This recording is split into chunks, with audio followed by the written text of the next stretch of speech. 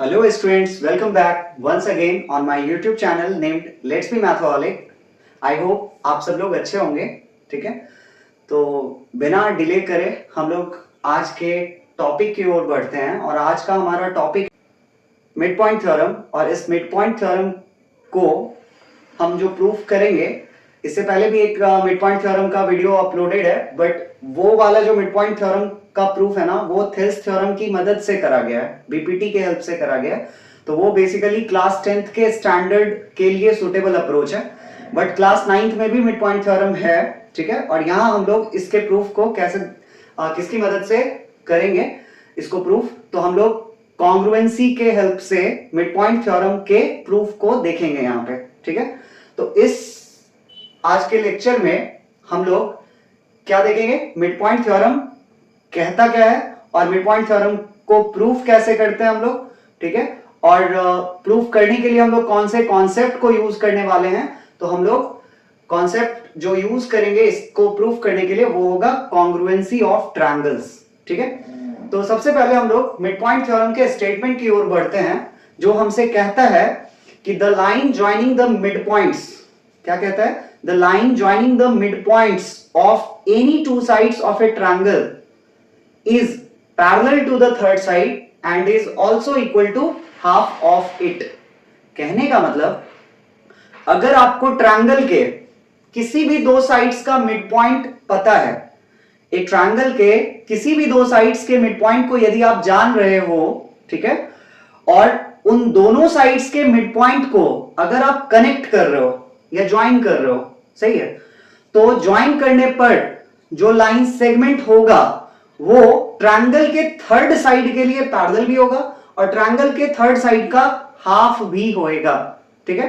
चलिए हम लोग पहले इस चीज को डायग्राम की मदद से समझते हैं, तो ज्यादा बेहतर अंडरस्टैंडिंग हो पाएगी इस कॉन्सेप्ट की। क्या कहता है कि हमारे को एक ट्रायंगल में, जैसे मान लेते हैं हमने एक ट्रायंगल ड्रॉ करा, ट्रायंगल का नाम वी हैव अज्यूम्ड एबीसी, ठीक है? और इसमें हम क्या जान रहे हैं? हम जान रहे हैं इसमें दो साइड्स के मिड पॉइंट को, ठीक है? लेट सपोज, लेट डी क्या है? डी मिड पॉइंट है क्या? D is the mid point of A B, D mid point है किसका? ए बी का। एंड ई जो है, ई मिड पॉइंट है किसका? E is the mid point of A C, E mid point है ए सी का। तो आप ए बी का मिड पॉइंट जान रहे हो, कौन है? डी है। ए सी का मिड पॉइंट जान रहे हो, कौन है?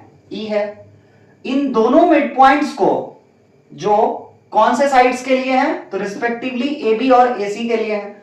इन दोनों साइड्स के मिड पॉइंट को if you are going to connect, ठीक है, by doing so you are going to obtain a line.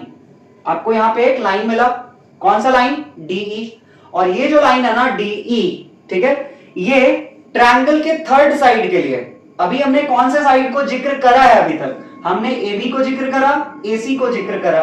तो जो साइड छूट गया ना, जो साइड रह गया था मींस बी सी, ये वाला रहा हमारे लिए थर्ड साइड, ठीक है?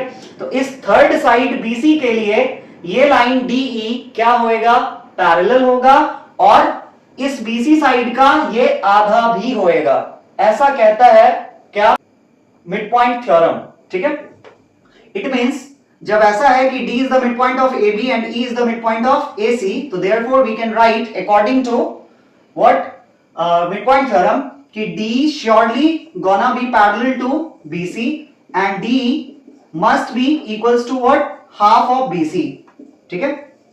अब इस ट्रायंगल में हमने दो साइड्स जिनके मिड पॉइंट्स हमें पता थे, वो दो साइड्स हमने AB और AC चुना, ठीक है? अब ट्रायंगल में तीन साइड्स होते हैं, हमारे को मिड पॉइंट थ्योरम क्या कहता है कि आप किसी भी दो साइड्स के, ट्रायंगल में तीन साइड्स होते हैं, ट्रायंगल में तीन साइड्स होते हैं और ट्रायंगल के तीनों साइड्स में से किसी भी दो साइड्स के मिड पॉइंट को if you are going to connect ना, then the line thus you will obtain is going to be parallel to the third side and will be equal to half of the third side also, सही है? तो इस बार हम क्या कर रहे हैं? अगेन एक ट्रायंगल कंस्ट्रक्ट कर रहे हैं, ट्रायंगल का नाम एबीसी लिख रहे हैं, बट इस बार हम मिड पॉइंट किसका किसका जान रहे हैं? तो एक AB का मिड पॉइंट जान रहे हैं, लेट सपोज P मान ले रहे हैं कि P मिड पॉइंट है किसका? AB का, और Q मिड पॉइंट है किसका? BC का, ठीक है? हम यहां लिख भी देते हैं कि लेट P जो है ना, ये मिड पॉइंट है किसका, B the mid point of MP, लिखने का मतलब यहां पे मिड पॉइंट है शॉर्ट में ए बी का, and Q B the mid point of, और क्यू क्या है, तो क्यू मिड पॉइंट है बीसी साइड के लिए, सही है।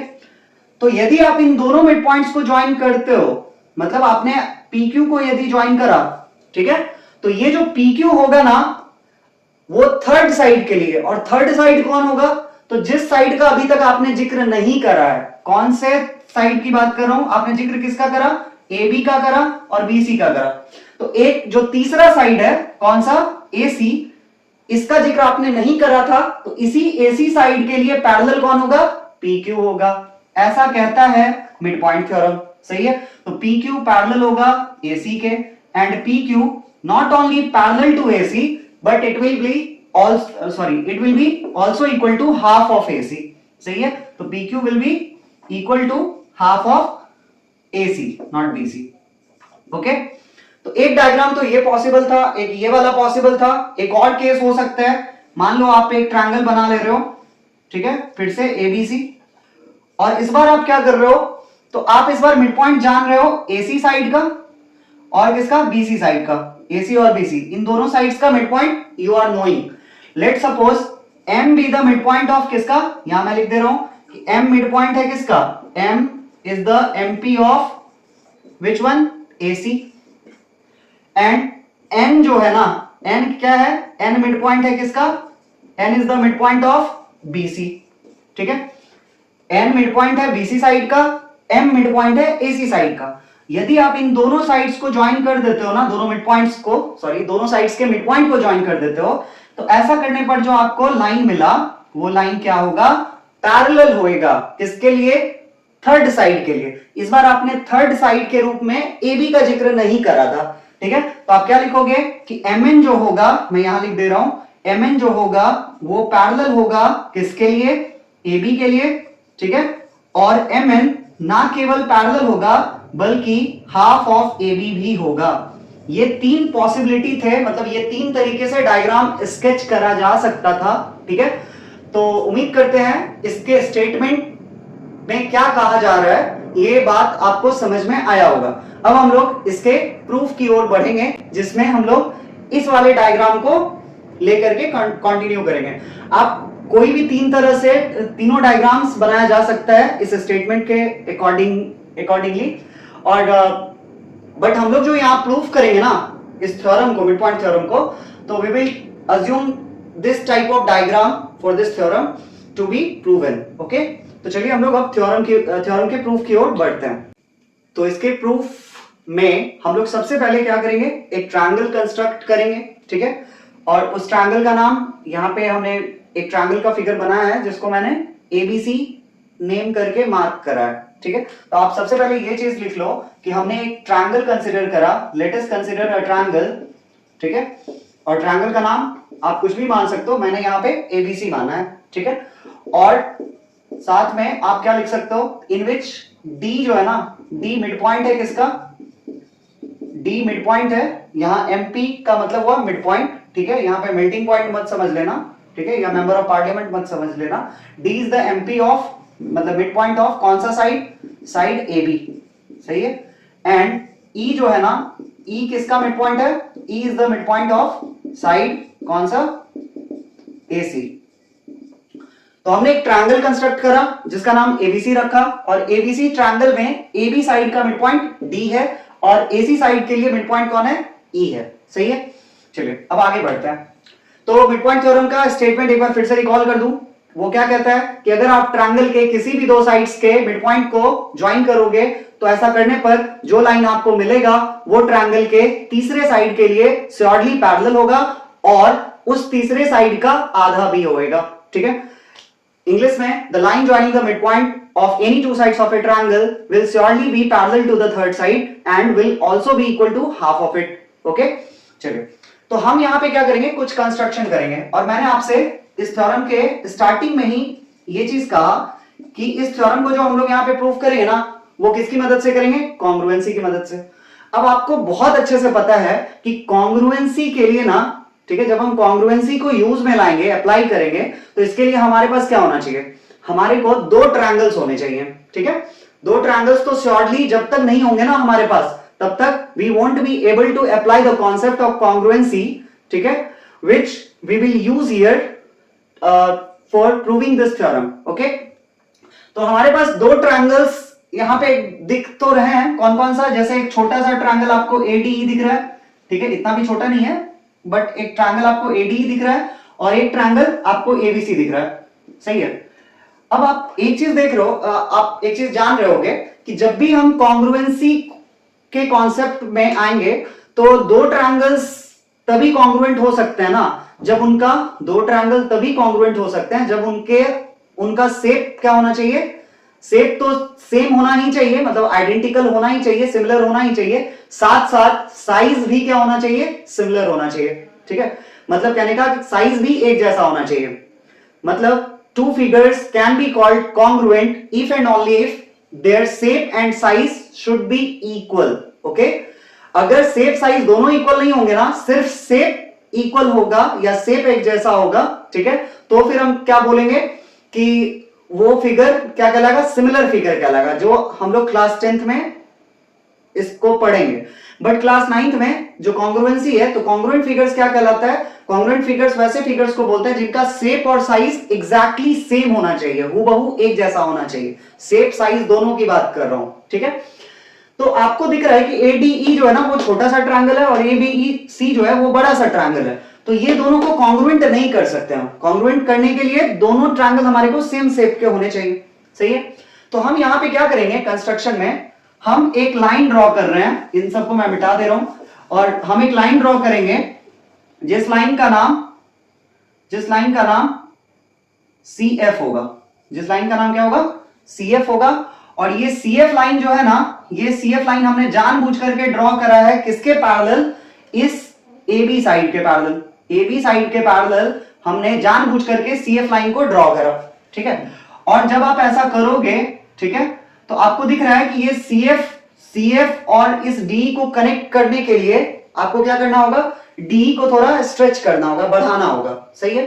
तो हमने जब CF लाइन ड्रॉ करा, ठीक है, तो ये लाइन को यदि हम D से कनेक्ट करना चाह रहे हैं, ठीक है, तो हमें क्या करना होगा, इसके लिए D को बढ़ाना होगा, प्रोड्यूस करना होगा, ठीक है। और ये प्रोड्यूस करने पर क्या करेगा, F पॉइंट को मीट करेगा। तो आप इन चीजों को यहां लिख दो कि हमने क्या करा, तो हमने एक लाइन ड्रॉ करा जिस लाइन का नाम क्या है, यहां पे CF है, ठीक है। तो हमने एक लाइन ड्रॉ करा, draw a line CF, parallel है किसके, ये CF तो BA साइड के है, कौन से साइड के हैं, BA साइड के लिए ये पैरेलल है, ठीक है।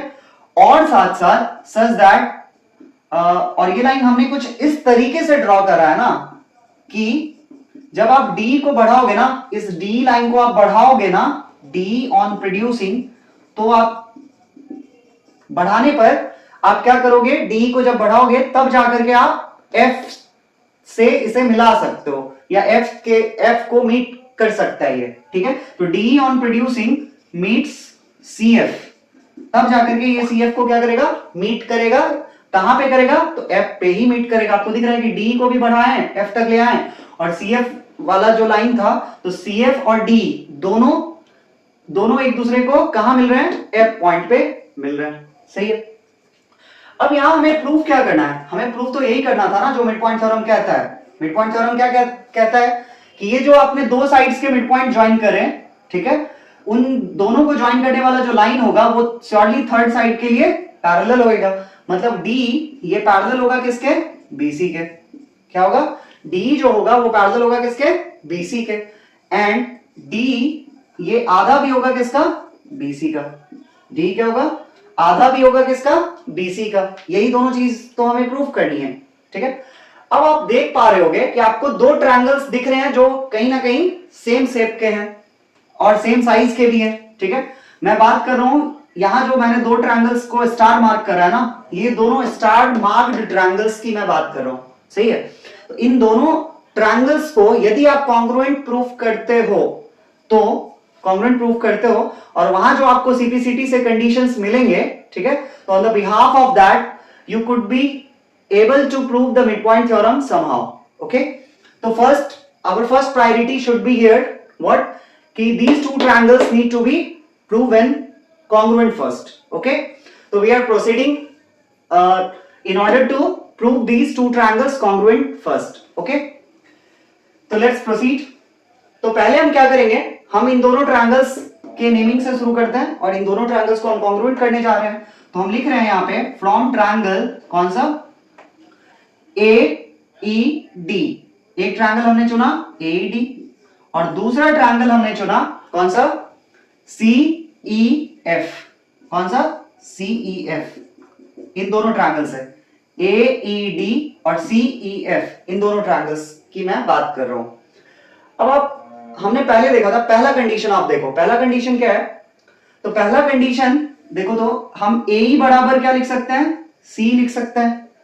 ए ई बराबर सी ई लिख सकते हैं. क्यों लिख सकते हैं भाई, ए ई बराबर सी ई इसलिए लिख सकते हैं क्योंकि हमको ये चीज दे रखा था कि ई मिड पॉइंट है किसका, ई मिड पॉइंट है किसका, साइड एसी का. ठीक है, ये बात यहां मैंने पहले ही जिक्र कर दिया है कि ई is the mid point of side AC. हमें पता है कि कॉन्ग्रुएंट प्रूफ करने के लिए हमारे को 3 कंडीशन चाहिए.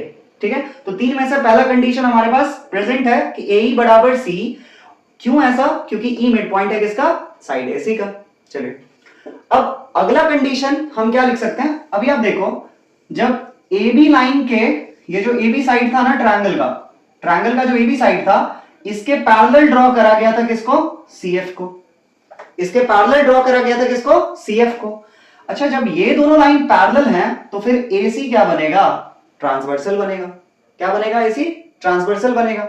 जब ट्रांसवर्सल बनेगा तो आपको भाई साहब यहां ए के पास बनने वाले एंगल्स और सी के पास बनने वाले एंगल्स, ये आपको क्या दिख रहे हैं, यहां एक जेड शेप का फिगर बनता हुआ दिख रहा है. और जेड शेप वाला फिगर जब भी बनेगा तो आपको कॉर्नर्स पे जो लोकेटेड एंगल्स दिख रहे हैं, इनमें अल्टरनेट इंटीरियर एंगल्स वाला रिलेशनशिप लगेगा. सही है, तो ये दोनों एंगल्स अल्टरनेट इंटीरियर एंगल्स कहलाएंगे और ये हमेशा क्या होते हैं, इक्वल होते हैं. सही है, तो हम क्या लिख सकते हैं, ये वाला जो ए के पास बनने वाला एंगल है ना, वो सी के पास बनने वाले एंगल के बराबर होएगा क्योंकि ये दोनों अल्टरनेट इंटीरियर एंगल्स हैं. तो हम लिखेंगे कैसे, एंगल DAE जो होगा, DAE ये बराबर होएगा किसके, DAE बराबर होएगा किसके, ये बराबर होगा आपके FCE के, एंगल FCE के. क्यों होगा, क्योंकि ये दोनों अल्टरनेट इंटीरियर एंगल्स हैं. अब भाई साहब क्यों अल्टरनेट इंटीरियर एंगल्स हैं, क्योंकि अभी हमने देखा था कि BA पैरेलल था CF के, ये वाला पूरा BA साइड पैरेलल था किसके, CF के. और AC क्या था, तो ट्रांसवर्सल था. AC is transversal. सही है. अब इसके बाद तीसरा कंडीशन, आप देख रहे हो कि ये वाला जो एंगल है ना E के पास बनने वाला इस वाले ट्रायंगल में एंगल, और इस वाले ट्रायंगल में भी जो E के पास बन रहा है, ये दोनों एंगल्स क्या होंगे, इक्वल होंगे. क्यों होंगे, क्योंकि आपको दिख रहा है कि दो लाइंस यहां एक दूसरे को इंटरसेक्ट कर रहे हैं, कट कर रहे हैं. तो जब दो लाइंस एक दूसरे को कट करेंगे तो वहां श्योरली एक vertically, in fact 2 pair of vertically opposite angles form होता है. ठीक है, उनमें से एक पेयर आपको दिख रहा है. ठीक है, तो हम क्या लिखेंगे, एंगल AED बराबर होगा किसके, CEF के. एंगल AED बराबर होगा किसके, CEF के.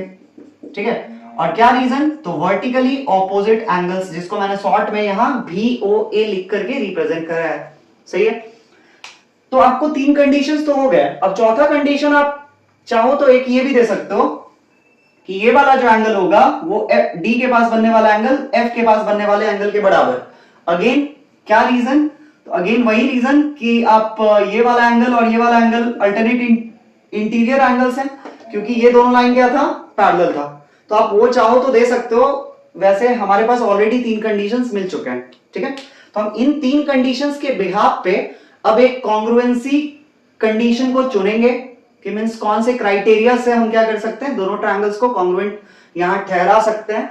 तो हम अब क्या कर रहे हैं, we are going to select one of the appropriate criteria of congruency that should be suitable in order to prove these two triangles congruent to each other.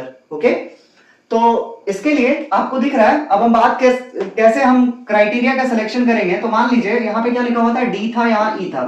हम एक ट्रायंगल के प्रोस्पेक्ट से देखते हैं. तो एक एंगल हमने A लिया था, एक एंगल यहाँ E वाला लिया था, और एक क्या किया था, ये A ही साइड लिया था. तो आपको दिख रहा है ना, ये एंगल और इसी के बीच का क्या है, साइड है। ये दोनों एंगल और उसी के बीच का साइड है। इसका मतलब दो एंगल्स और एक साइड के, और वो साइड भी क्या, तो बीच वाला। इसलिए we can be able to apply what, ASA condition here. Okay, तो हम लिख सकते हैं यहां से कि बाय एएसए कंडीशन या ASA criteria of congruency, ASA criteria of congruency की मदद से क्या हो सकता है, तो हम यहां लिख सकते हैं कि ट्रायंगल कौन सा, एईडी, या हाँ एईडी, ये कॉन्ग्रुएंट होगा किसके, एईडी कॉन्ग्रुएंट होगा किसके, सीईएफ के। सही है, कौन से कंडीशन से, एएसए कंडीशन से। अब दोनों ट्रायंगल जब हमारे को कॉन्ग्रुएंट हो गया, तो अब हम सीपीसीटी को यूज करेंगे। Since we have lack of space here, that's why इसे रब करने के बाद, इरेज करने के बाद मैं फिर आगे बढ़ रहा हूं। तो हम लोगों ने इन दोनों ट्रायंगल्स को ऑलरेडी कॉन्ग्रुएंट प्रूफ कर लिया। अब बारी है सीपीसीटी से कुछ हमारे काम की चीजों को यहां से जो हम डिराइव कर सकते हैं वो हम यहां से फाइंड आउट करते हैं। तो सबसे पहले हमें क्या दिखा कि एडी और सीएफ, मतलब जो दो ट्रायंगल्स यहां दिख रहे हैं, ये दोनों कॉन्ग्रुएंट हो गए। और हमें पता है कि एक जब दो ट्रायंगल्स कॉन्ग्रुएंट हो जाते हैं तो उनके सब कुछ आपस में इक्वल, मतलब तीनों pair of corresponding sides equal, तीनों pair of corresponding angles equal, ठीक है, एक दूसरे के। तो यहां से बाय सीपीसीटी अब हम क्या लिखेंगे, तो बाय सीपीसीटी हम लिख सकते हैं, आप देख रहे हो कि सबसे पहले ए बराबर सी, तो ये लिखना इंपॉर्टेंट नहीं था क्योंकि ये तो हमने ऑलरेडी ए बराबर सी ये पहले ही यूज करा था और ये हमें पहले से पता था, ठीक है, कि ई जो है ना मिड पॉइंट है किसका, एसी का, तो ये हमारे काम का नहीं है। अब यहां से दूसरा क्या लिख सकते हैं, तो आप देखो ये जो फर्स्ट एंड थर्ड लेटर और यहां फर्स्ट एंड थर्ड लेटर, ठीक है, ये दोनों क्या होंगे, फर्स्ट और थर्ड लेटर, यहां भी फर्स्ट और थर्ड लेटर, ये दोनों साइड एक दूसरे के लिए करस्पॉन्डिंग साइड बनेंगे। तो आप देख सकते हो कि एडी बराबर सीएफ, ठीक है, एडी बराबर सीएफ, इसको मान लो आप कंडीशन फर्स्ट। मैं यहां इक्वेशन फर्स्ट इसे अज्यूम कर रहा हूं, आगे काम में लेंगे इसे। तो एडी जो है वो सीएफ के बराबर हो गया।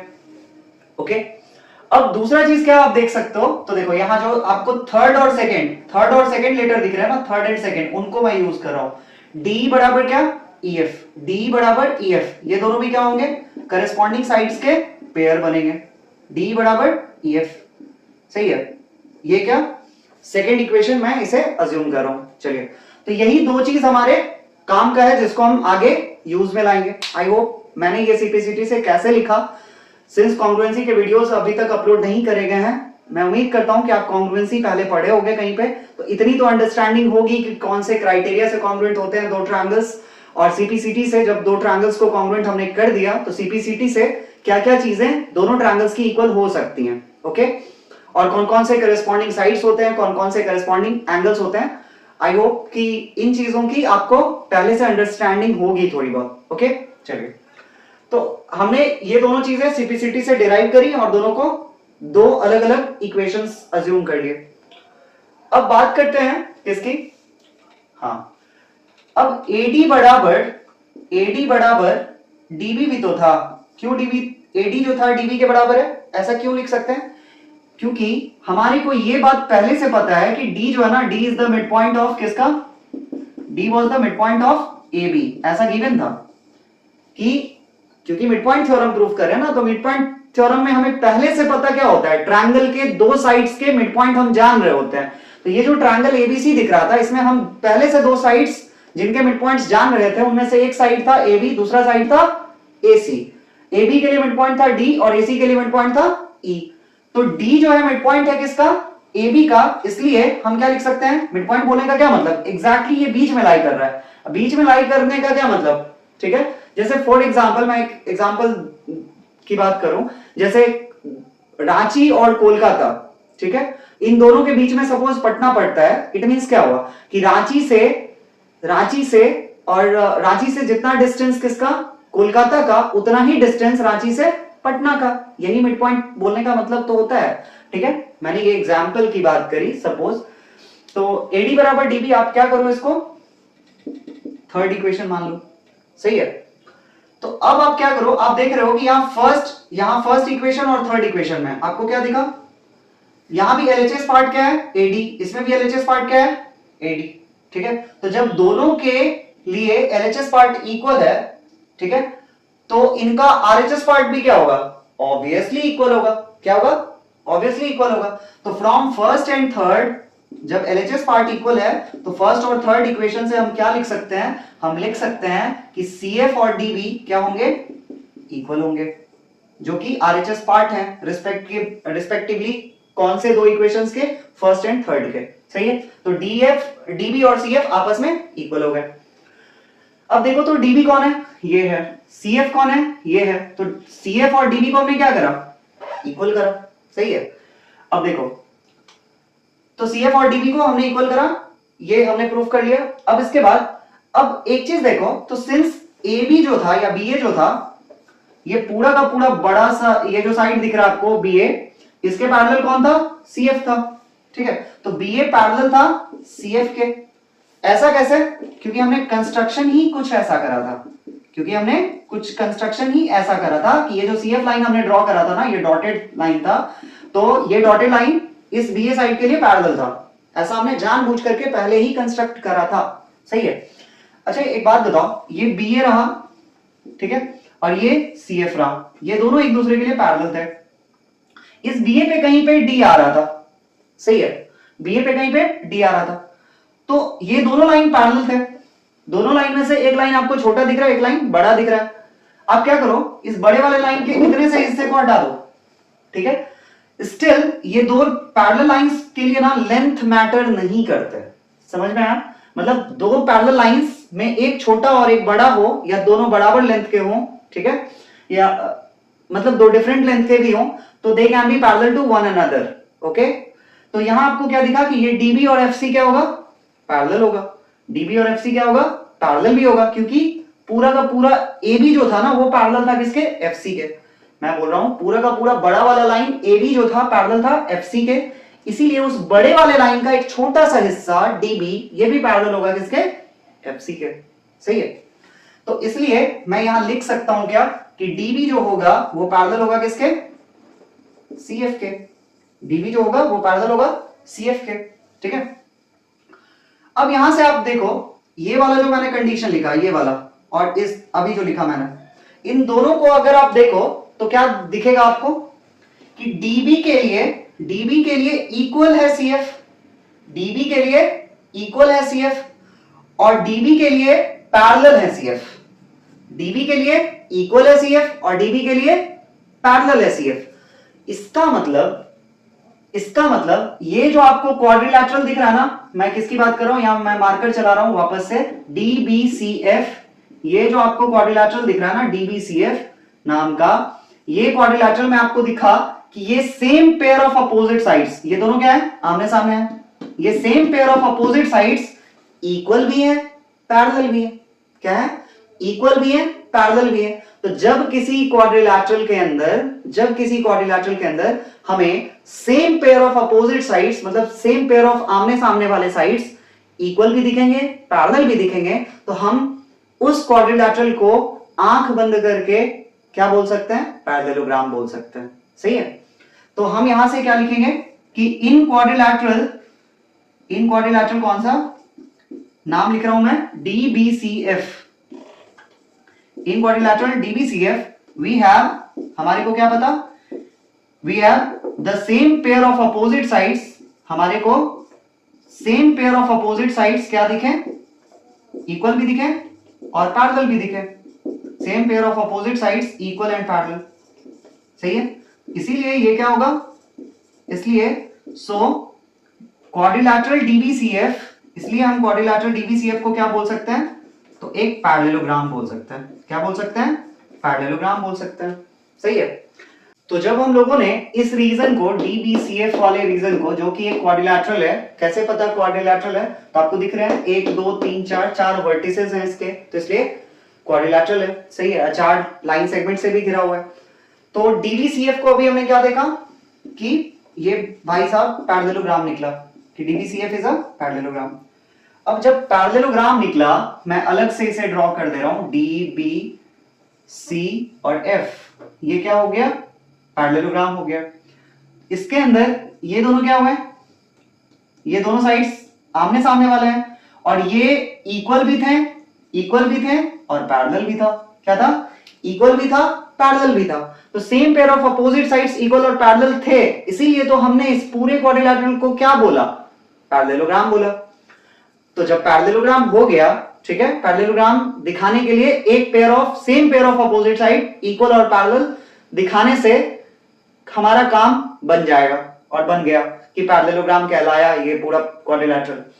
अब जो जब पैरेललोग्राम हो गया तो दूसरे पेयर ऑफ अपोजिट साइड्स जो है ना, दूसरे पेयर ऑफ अपोजिट साइड्स ये भी क्या होंगे? इक्वल होंगे, पैरेलल होंगे, ठीक है। तो इसीलिए देयरफॉर ऑपोजिट साइड्स जो होंगे पैरेललोग्राम के लिए क्या होता है? Opposite sides of parallelogram are equal and parallel. क्या होंगे?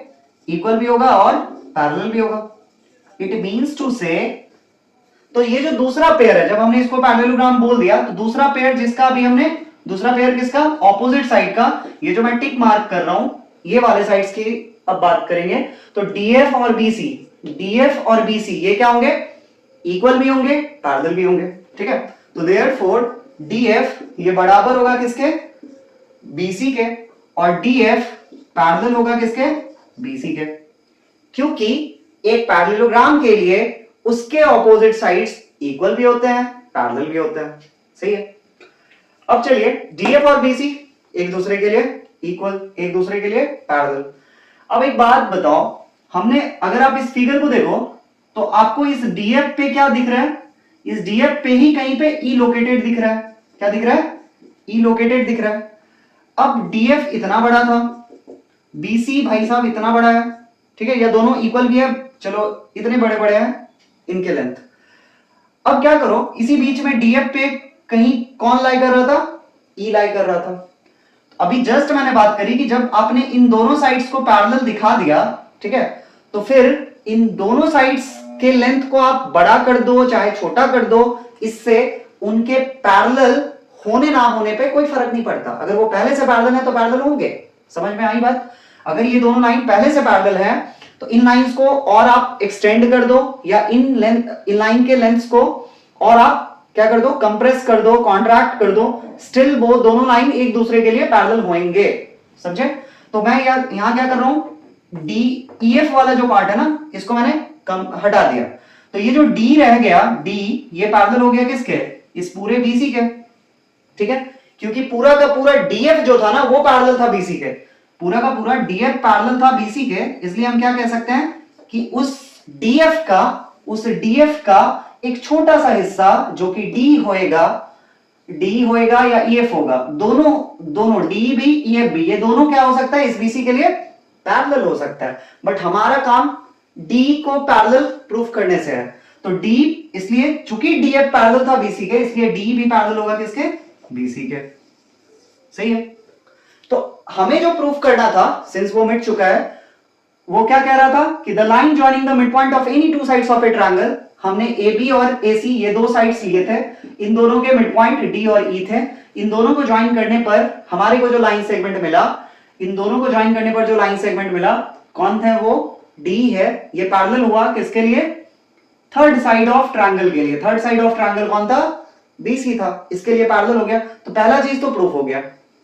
अब दूसरे चीज की बारी, चलिए अब हमें क्या पता कि जब हमने पैरेललोग्राम प्रूफ करा तो पैरेललोग्राम के लिए तो आमने सामने वाले साइड्स क्या होते हैं? इक्वल भी तो होते हैं। क्या होते हैं? इक्वल होते हैं। तो डीएफ जो है, ये पूरा का पूरा डीएफ, ये इक्वल किसके? बीसी के। किसके इक्वल? बीसी के, क्योंकि आमने सामने वाले साइड्स हैं और वो पूरा रीजन एक पैरेललोग्राम है, इसलिए आमने सामने वाले साइड्स यानी ऑपोजिट साइड्स इक्वल होंगे, पैरेलल भी होंगे। पैरेलल वाला काम हो गया, अब इक्वल की बारी। अब आप देखो तो डीएफ तक जाने के लिए आपको कहां जाना पड़ता? पहले आप एक बस पकड़ते और ई तक आते, ठीक है, और फिर ई से एक ऑटो लेते एफ तक जाते, सही है। तो आप क्या करोगे? डीएफ को क्या लिख सकते हो? तो डीएफ को आप लिख सकते हो सम ऑफ क्या? डी प्लस ईएफ, सही है। डी एंड ईएफ, इनका सम आप लिख सकते हो किसको? डीएफ को, सही है। इक्वल्स क्या? बीसी। ये वाला बीसी मैंने वैसे ही लिखा है। अब इस वाले को मैंने नहीं मिटाया था क्योंकि इसका काम होने वाला था, सही है। अब आप देखो तो हमने सेकंड कंडीशन में जो यूज करा है, सेकंड कंडीशन जो सीपीसीटी से हमें मिला था, दोनों ट्रायंगल्स को कॉन्ग्रुएंट दिखाने के बाद क्या दिखा था, ये जो डी है ना, ये बराबर है किसके, ईएफ के। डी जो है वो बराबर है किसके, ईएफ के। तो आपको यहां जो डी और ईएफ दिख रहा है ना, इनमें आप क्या करो, दोनों बराबर है एक दूसरे के लिए, तो चलो आप डी को डी रहने दो, ईएफ को बदल लो। किससे बदल लो, डी से ही बदल लो, ठीक है, क्योंकि दोनों इक्वल है, सही है, इक्वल्स बीसी, ठीक है। इस बीसी को फिर से मैंने वही लिखा और डी को वही रहने दिया और ईएफ को रिप्लेस कर लिया किससे, डी से। काहे कर लिया, क्योंकि डी और ईएफ दोनों क्यों क्या थे, इक्वल थे। ऐसा हमने पहले प्रूफ कर लिया है कंडीशन सेकंड में, ठीक है, यहां आपको दिख रहा है। अब आप देख रहे हो क्या कि d प्लस डी क्या, 2 टाइम्स डी इक्वल्स क्या, BC। 2 टाइम्स डी इक्वल्स क्या, BC। इट मींस आप यहां से 2 को हटाओगे, ये 2 इंटू डी है ना, तो आप d बराबर क्या लिखोगे, इस 2 को उधर भेजोगे तो 1/2 यानी 2 से डिवाइड कर दो, ठीक है, तो BC/2 लिखोगे या 1/2 टाइम्स ऑफ BC लिखोगे, एक ही बात है। तो आपको क्या दिखा कि ये जो डी लाइन है, डी लाइन कौन है, इन दोनों साइड्स के मिड पॉइंट को मिलाने वाला लाइन है। ये लाइन क्या निकला, थर्ड साइड यानी BC का क्या निकला, आधा निकला। उससे पहले हमने क्या प्रूफ करा कि इस BC के लिए ये क्या निकला, पैरेलल निकला। तो यही बात किसमें कहा गया था, मिड पॉइंट थ्योरम के स्टेटमेंट में कहा गया था। आई होप मैंने इसमें हर एक फाइन डिटेल्स को क्लियर करने की कोशिश करी है और उम्मीद करते हैं आप अगर एक बार वीडियो को पूरा देखोगे तो बहुत अच्छे से आपको ये मिड पॉइंट थ्योरम समझ आएगा और इसे आपको एक बार वीडियो देखने के बाद पूरा लिख लोगे और उसको खुद से प्रूफ करोगे, ठीक है, मतलब पूरा एक बार मैंने जो कराया है स्टेटमेंट वगैरह लिख करके उस तरीके से करोगे और 1 से 2 बार आप खुद से भी इसे लिखोगे तो आपको ये फिर हमेशा के लिए मेमोराइज हो जाएगा। चलिए, thank you, have a good day, keep watching my videos and do like, share and subscribe. Thank you.